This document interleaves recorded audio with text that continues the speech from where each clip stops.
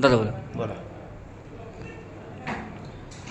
आज महासभेमध्ये स्थायी समितीच्या वतीने तयार करण्यात आलेलं बजेट सादर करण्यात आलं. प्रशासनाच्या वतीनं 1065 कोटी रुपयाचं बजेट सादर करण्यात आलं होतं. त्यामध्ये आम्ही वाढ करून 193 कोटीची वाढ करून 1173 कोटीचं बजेट आम्ही आज महासभेला सादर केलं. त्यामध्ये 46 कोटी 30 लाख रुपयाची महसुली वाढ आम्ही आज यामध्ये केलेली आहे. त्यामध्ये सांगली, मिरज आणि कुपवाड शहरातील क्रीडांगणांचा विकास असेल, व्यायामशाळांचा विकास असेल, वाचनालय असतील, याचा विकास करण्यासाठी आम्ही तरतूद केलेली आहे. त्याचप्रमाणे सांगली शहरामध्ये कमी दाबाने पाणी पुरवठा होतो, त्यासाठी व्हर्टिकल प्रेशर पंपाच्या बसवण्याच्या दृष्टिकोनाने आम्ही त्याचीही आर्थिक तरतूद करण्यात आलेली आहे. सांगली ही नाट्यपंढरी आहे. या नाट्यपंढरीमध्ये मदनभाऊ पाटील महाकरंडक स्पर्धा याच्या आधी होत होत्या, पण त्या काही कारणास्तव बंद झाल्या होत्या. त्या देखील आम्ही पुन्हा चालू करण्याच्या दृष्टिकोनातून त्याचीही बजेटमध्ये तरतूद करण्यात आलेली आहे.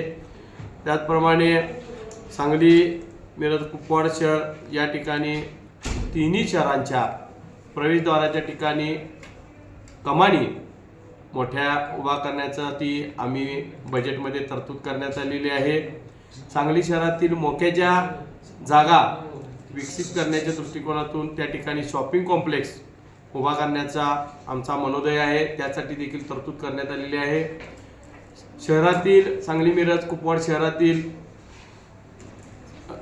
कुपवाड शहरातील मेन 80 फुटी 100 फुटी रस्त्यांच्या कडेला जे महापालिकेचे ओपन स्पेस असतील त्या ठिकाणी महापालिकेच्या आर्थिक स्तोत्रामध्ये वाढ करण्याच्या दृष्टिकोनातून आम्ही फूड पार्क त्या ठिकाणी उभा करण्यासाठी आमचा मनोदय आहे. त्याचप्रमाणे हनुमाननगर येथे नवीन नाट्यगृह उभारणी करण्यासाठी आमदार सुधीरदादा गाडगे यांच्या माध्यमातून 29 कोटी रुपये मंजूर करण्यात आलेले आहेत. त्याची देखील आम्ही थोड्या दिवसामध्ये भूमिपूजन करून या ठिकाणी ती देखील काम चालू करणाऱ्या एक सांगली शहराच्या नाट्यपंढरी म्हणून ओळखली जाते. त्या दृष्टीने चांगला उपक्रम आम्ही हाती घेतलेला आहे. आजपर्यंत कोणताही या प्रकारचा निर्णय झालेला नव्हता की छत्रपती शिवाजी महाराज यांचं म्युझियम, राजमाता अहिल्यादेवी होळकर यांचं म्युझियम, त्याचप्रमाणे क्रांतिज्योती सावित्रीबाई फुले यांचं म्युझियम व माता रमाई आंबेडकर व डॉक्टर बाबासाहेब आंबेडकर यांच्या नावाने सुद्धा म्युझियम उभा करण्याचा आमचा मनोदय आहे. त्या दृष्टीने देखील आम्ही बजेटमध्ये तरतूद केलेली आहे.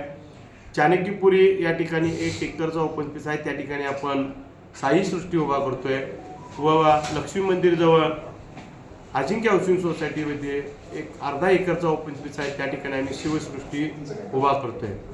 सांगली शहराच्या मध्ये व्यसनाधीनता वाढलेली आहे. पश्चिम महाराष्ट्रामध्ये आजपर्यंत व्यसनमुक्ती केंद्र हे रत्नागिरी आणि पनवेल या 2च ठिकाणी आहे, पण सांगली, मिरज आणि कुपवाड या शहरामध्ये व्यसनाधीनचं प्रमाण वाढल्यामुळे आम्ही त्या तिन्ही शहरामध्ये केंद्र शासन असेल, राज्य शासन असेल व महापालिका या तिघांच्या संयुक्त विद्यमाने आम्ही व्यसनमुक्ती केंद्र या ठिकाणी उभा करण्याचा आमचा मनोदय आहे. या ठिकाणी महापालिका क्षेत्रामध्ये प्रत्येक भागामध्ये आठवडा बाजार या ठिकाणी आयोजित केला जातो. त्या आठवडा बाजारामुळे काही ठिकाणची वाहतूक व्यवस्था व नागरिकांना या ठिकाणी मोठ्या प्रमाणात त्रास होत आहे. त्यामध्ये काही सुधारणा करण्याच्या दृष्टिकोनातून आम्ही तिन्ही शहरामध्ये भाजी मंडई उभारण्याचं आम्ही नियोजित केलेलं आहे. त्यामध्ये सांगली शहरातील भाजी मंडई आम्ही मंगळवार बाजार या ठिकाणी महापालिकेचं आरक्षण असलेलं भाजी मंडई 27 गुंठे जागा आहे, त्या ठिकाणी आम्ही भाजी मंडई उभा करतोय. कुपवाड शहरातील भाजी मंडई आम्ही प्रभाग क्रमांक 8 मधील मदनभाऊ पाटील आरोग्य केंद्राच्या पिछाडीस भाजी मंडईचं आरक्षण असलेली ती जागा महापालिकेच्या ताब्यात आहे, त्या ठिकाणी कुपवाड शहरासाठी आम्ही भाजी मंडई विकसित करतोय. मिरज शहरासाठी भाजी मंडई आम्ही ज्या भाजी मंडईचं आरक्षण पंढरपूर रस्त्याला भाजी मंडई उभारण्याचं आमचं नियोजन आहे, त्या ठिकाणी भाजी मंडईचं आरक्षण विकसित करून मिरज शहरासाठी एक भाजी मंडई आम्ही विकसित करतोय. अशा दृष्टीनं एक प्रॉपर काम आपल्याला करायचं आहे आणि कोणतंही करवाढ नसलेलं आम्ही आज बजेट सादर केलेलं आहे. आणि सांगलीकर जनतेला नवीन नवीन काहीतरी ठोस काम आम्हाला करून दाखवायचं आहे. एखाद्या गटर, एखाद्या नाले, एखाद्या रस्त्याचं काम कमी झालं तर चालेल, पण एक सांगली शहराच्या सौंदर्यात भर पडणारं काम आम्ही इथून पुढे जास्तीत जास्त करून दाखवू आणि लोकांच्या गरजेनुसार आम्ही त्या ठिकाणी ती देखील कामं आम्ही पूर्ण करू एवढी ग्वाही देतो आणि थांबतो. जय हिंद, जय महाराष्ट्र. लोकशाही मराठी ऐका, पहा, जागरूक रहा.